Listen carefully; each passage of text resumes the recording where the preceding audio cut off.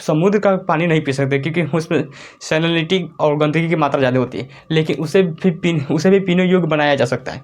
कैसे? तो उसे हम लोग डिस्टिलेशन यहाँ से क्या कर दिया जाएगा, यहाँ से ले जाकर इसमें लाद दिया जाएगा। तो इसी तरह से क्या होता है, बंदरगाहें होती है। ये क्या हो जाएगा, बंदरगाह।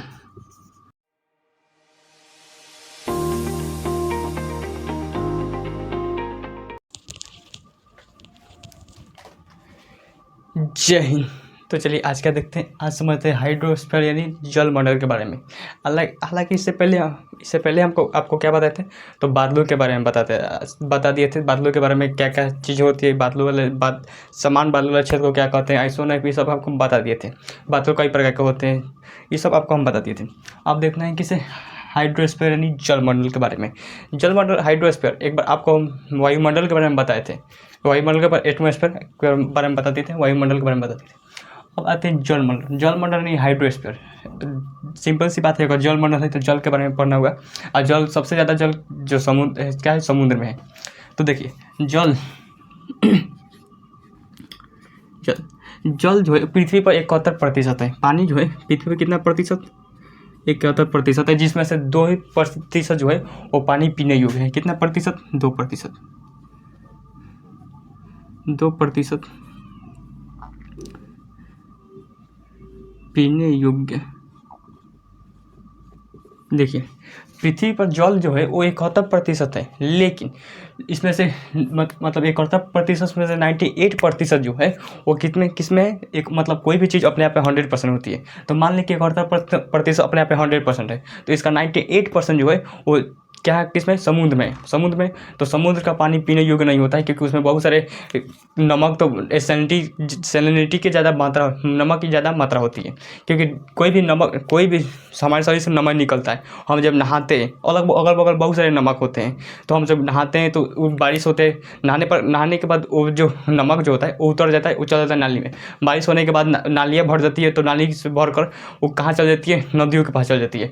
और नदी भी डायरेक्टली चाहे इनडायरेक्टली सब कहाँ से किस में मिलती है, समुद्र में। और सारे समुद्र जो होते हैं, सारे समुद्र जो है एक दूसरे से टच करते हैं, इसीलिए जो समुद्र में नमक की मात्रा ज़्यादा होती है और भी ज़्यादा अशुद्धियाँ होती है, जिस वजह से समुद्र का पानी पीने योग्य नहीं है। तो कितना प्रतिशत पानी पीने योग्य, 2%। अब ये जरूरी नहीं कि अगर मान लीजिए कि 2% पानी क्या हो गया, ख़त्म हो गया, तो अब क्या होगा, लोग कैसे पियेंगे। तो देखिए समुद्र का पानी नहीं पी सकते क्योंकि उसमें सैलिनिटी और गंदगी की मात्रा ज़्यादा होती है, लेकिन उसे भी पीने योग्य बनाया जा सकता है। कैसे? तो उसे हम लोग डिस्टिलेशन कहते हैं। डिस्टिलेशन आसवन विधि द्वारा, जैसे समुद्र का पानी है, मान लीजिए थोड़ा सा समुद्र का पानी लीजिए, समुद्र का पानी लीजिए,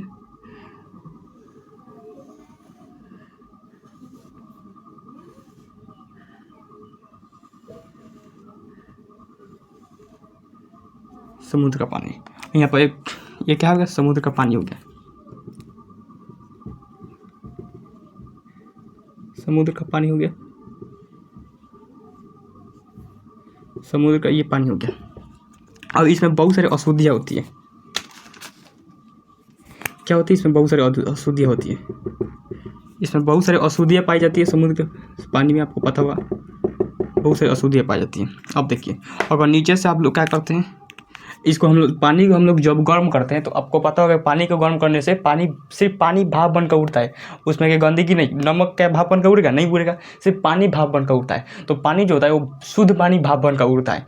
तो इसे हम लोग आसवन विधि कहते हैं। इसमें अगर हम इसे जब गर्म करेंगे, क्या करेंगे, गर्म,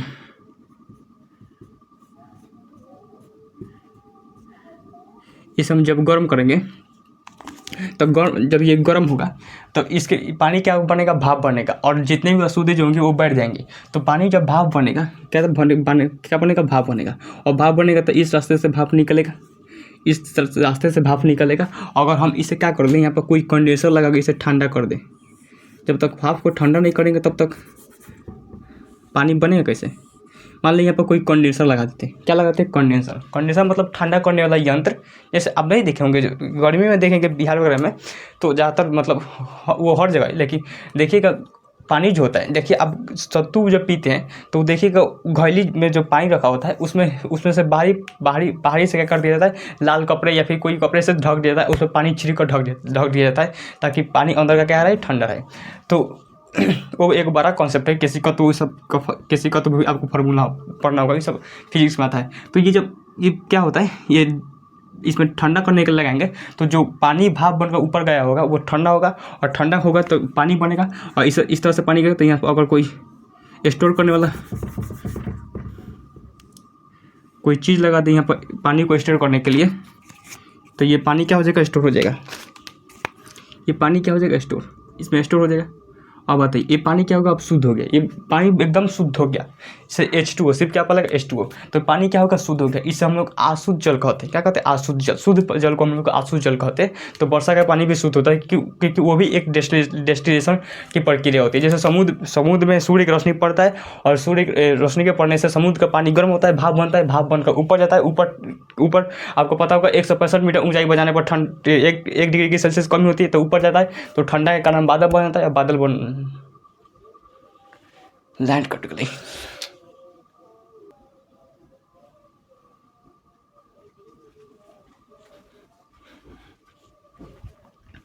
बादल बनता है, और बादल बनकर क्या हो जाएगा, नीचे बढ़ जाता है, तो वो भी एक शुद्ध जल होता है। तो इस प्रक्रिया से समुद्र का पानी भी हम लोग पीने योग्य बना सकते हैं। इस प्रक्रिया को क्या कहते हैं, इस प्रक्रिया को हम आसवन विधि क्या कहते हैं, आसवन विधि। इस प्रक्रिया को क्या कहते हैं, आसवन विधि। डिस्टिलेशन क्या कहते हैं, डिस्टिलेशन। तो जरूरी नहीं कि 2% में पानी खत्म हो जाए तो हम लोग पानी पिए बिना मर जाएंगे, ऐसा नहीं। हम लोग क्या कर सकते हैं, अब बहुत ऐसी टेक्नोलॉजी आ रही है जिसको कि अब बहुत सारा डेवलप देखने को मिला है। तो समुद्र का पानी भी क्या कर सकते हैं, हम लोग पी सकते हैं। तो ये हो गया तो किसके, समुद्र के बारे में। देखिए समुद्र की जो दूरी होती है उसे हम लोग नॉटिकल मील में नापते हैं। किस में नापते हैं, नॉटिकल मील। समुद्र की जो दूरी होती है नॉटिकल मील में नापते हैं। समुद्र की दूरी को हम किस में नापते हैं, नॉटिकल मील। एक नॉटिकल मील बराबर होता है 1.852 किलोमीटर। कितना, 1.85 किलोमीटर। तो समुद्र की जो दूरी होती है, जैसे कि ज़मीन पर दूरी नापते हैं तो किलोमीटर में नापते हैं, उसी तरह से समुद्र की जो दूरी नापते हैं उसे नॉटिकल मील में नापते हैं। और एक नॉटिकल मील जो होता है 1.852 किलोमीटर होता है। और समुद्र की गहराई भी उसे फैदम में नापते हैं। क्या नाम होता है, फैदम। समुद्र की गहराई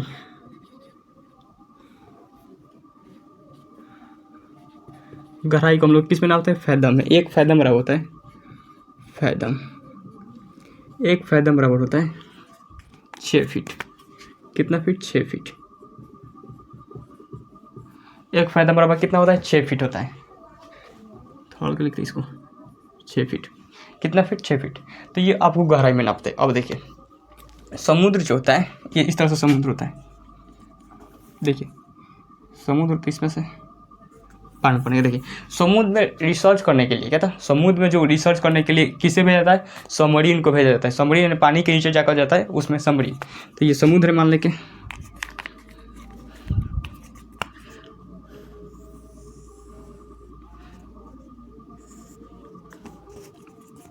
ये घर वगैरह है, समुद्र पर बनाते हैं।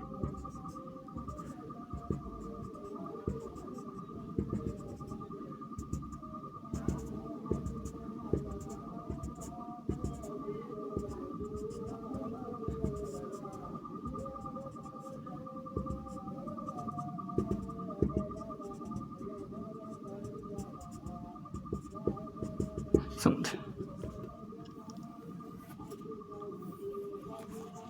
ये घर है,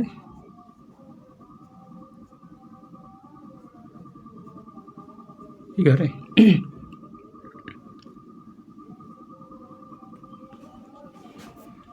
क्या घर है, ये घर है। अब देखिए समुद्र में हम लोग किसी भी रिसर्च करने के लिए हम लोग किसी भी सबमरीन को भेजता है। और सबमरीन के आगे क्या लगाता है, सुना, रिसर्च के लिए। देखिए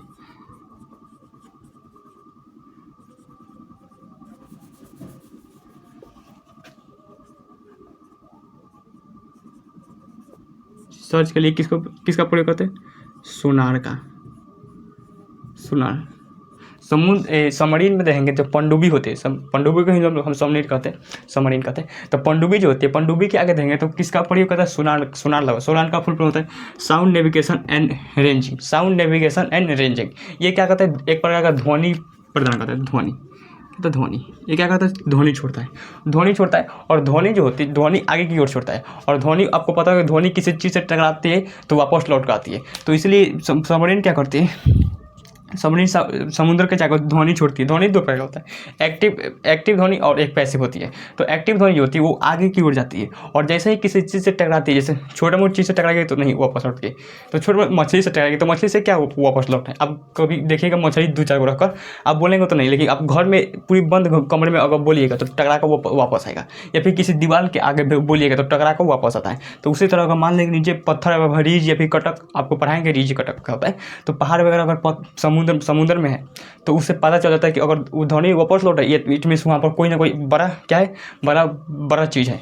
तो इससे पता लगता है। तो समुद्र में रिसर्च करने के लिए किसका प्रयोग किया था, सोनार का, sound navigation and ranging, sound navigation and ranging, ध्वनि, उसमें एक ध्वनि छोड़ती है, ये हो गया तो रिसर्च के लिए। अब देखिए ध्वनि के जो ध्वनि कह रहे हैं, जो समुद्र की ऊपरी परत है उसे हम लोग तल कहते हैं।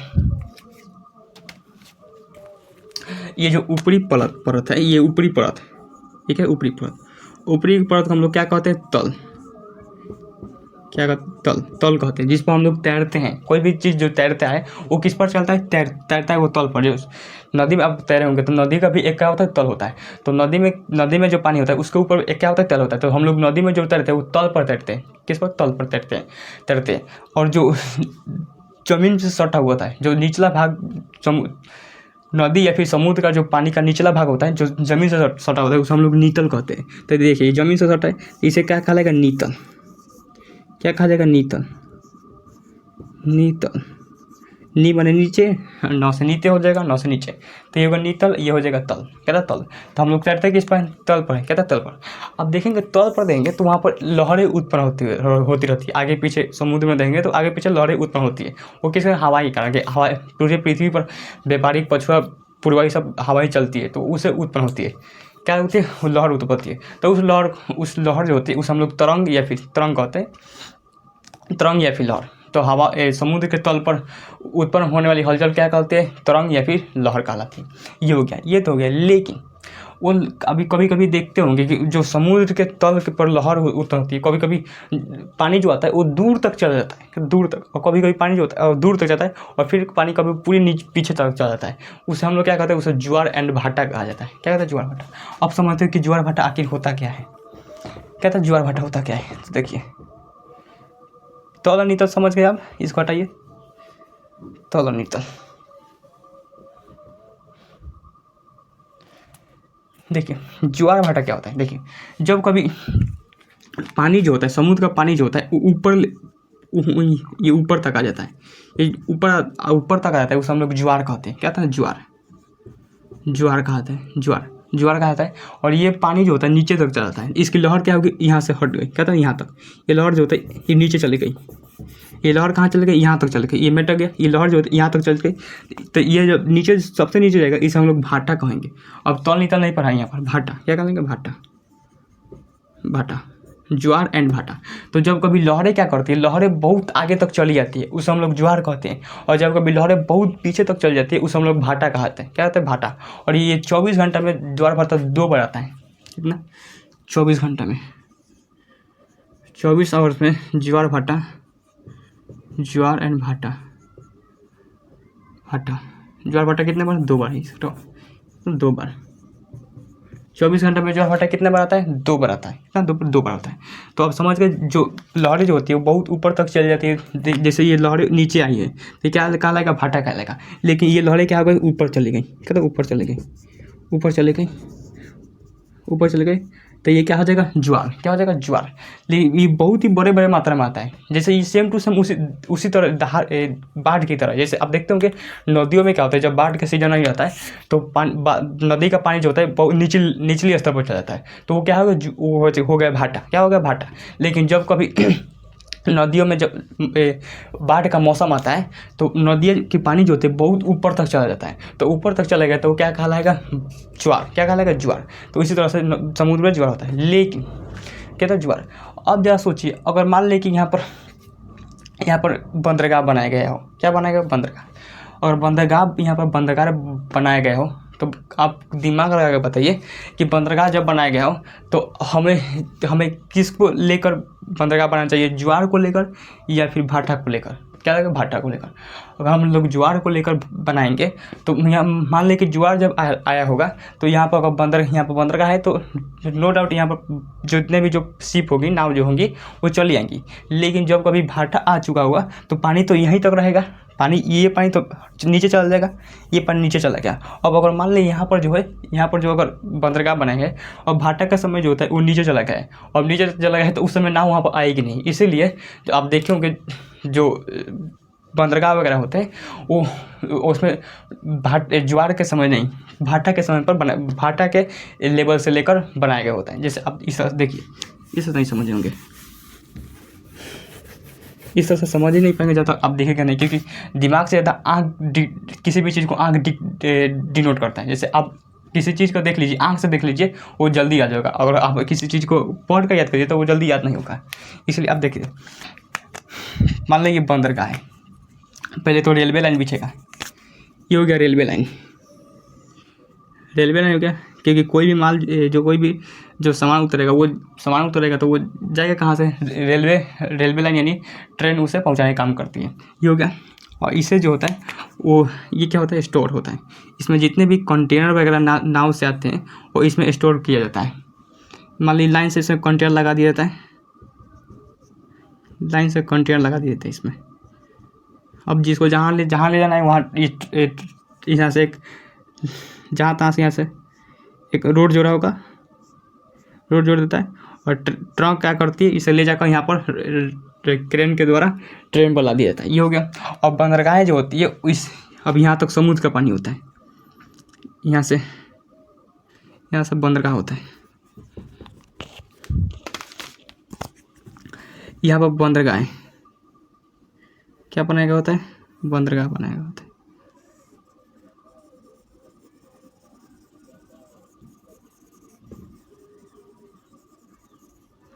यहाँ से बंदरगाह, यहाँ पर नाव क्या करती है? डॉक करती है।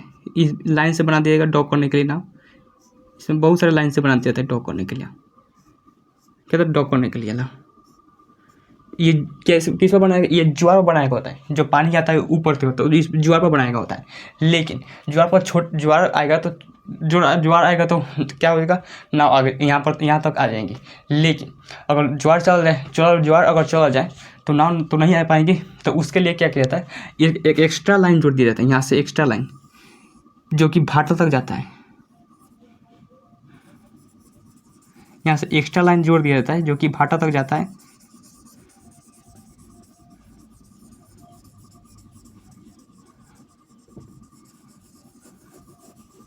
जो कि भाटा तक जाता है। और ये क्या होता है? यहाँ पर डॉक करने के लिए पोर्ट बना दिया जाता है, और इसे यहाँ से जोड़ दिया जाता है, एक रोड यहाँ से जोड़ दिया जाता है, ताकि यहाँ से नाव से जो कंटेनर उतारा जाए वो रोड के ट्रक से लाद कर यहाँ लेकर चला जाए और इसे स्टोर कर दे, और जिसको जहाँ पर भेजना है वहाँ पर ट्रेन से ला दे और ट्रेन से एक्सपोर्ट कर दे। तो इस तरह से बना होता है। तो ये जो होता है भाटा पर, कहता है ये ज्वार पर होता है, और ये जो भाटा होता है, और ये सब समुद्र का पानी होता है। ये कहता है समुद्र का पानी होता है, समुद्र का पानी होता है। इस तरह से होता है समुद्र का पानी। तो ये तो ज्वार हो गया, क्या था? ज्वार हो गया। लेकिन जैसे ही भाटा आएगा तो ये पानी जो यहाँ से हट जाएगा और यहाँ तक चला जाएगा, कहता है यहाँ तक चला जाएगा। अब यहाँ तक जाएगा तो ये बहुत दूर तक बनाया होता है। तो यहाँ तक आएगा तो नो डाउट अब ज्वार भी आएगा तो यह इस पर लाद दिया जाएगा, और यहाँ से कंटेनर लाद कर यहाँ पर उतारा जाएगा, और यहाँ से क्या कर दिया जाएगा? यहाँ से ले जाकर इसमें लाद दिया जाएगा। तो इसी तरह से क्या होता है? बंदरगाह होती है। ये क्या हो जाएगा? बंदरगाह। इसको क्या कहते हैं? बंदरगाह कहते हैं। तो देख रहे हैं ज्वार बहुत काम करता है। लेकिन अब देखते हैं ज्वार आता क्यों है और किस लिए आता है। तो ज्वार का सबसे मुख्य कारण है वो कोरियोलिस बल। क्या होता है? कोरियोलिस बल पृथ्वी घूमने से आता है। कोरियोलिस बल क्या था? पृथ्वी घूमने से कोरियोलिस बल आता है। कोरियोलिस बल आता है। तो एक बार और जो गुरुत्वाकर्षण होता है सूर्य का, चंद्रमा का, वो भी निर्भर करता है। तो एक बार क्वेश्चन पूछा था कि ज्वार भाटा आने का मुख्य कारण 2 या फिर 3 मुख्य कारण बताएं। तो ऑप्शन ए पर था, पहला जो था वो पृथ्वी का घूर्णन, या अर्थात कोरियोलिस पर। ऑप्शन बी पर था चंद्रमा का गुरुत्वाकर्षण, ऑप्शन सी पर था सूर्य का गुरुत्वाकर्षण, ऑप्शन डी पर था इनमें से कोई नहीं, या फिर हाँ ये इनमें से कोई नहीं। और दिया गया था कि नीचे दी गई कूट का प्रयोग करें, तो अब उसमें था कि ऑप्शन 1 2 सही, ऑप्शन 2 3 सही, ऑप्शन 1 2 3 तीनों सही, ऑप्शन डी इनमें से कोई नहीं। तो ऐसे दिया गया था। तो अब आगे समझेंगे कि ये ज्वार-भाटा जो होता है किस पर ज़्यादा निर्भर करता है, किस पर कम निर्भर करता है। तब तक आज के लिए यहीं तक रहने देते हैं, तब तक मिलते हैं नेक्स्ट वीडियो में। Thank you for watching video.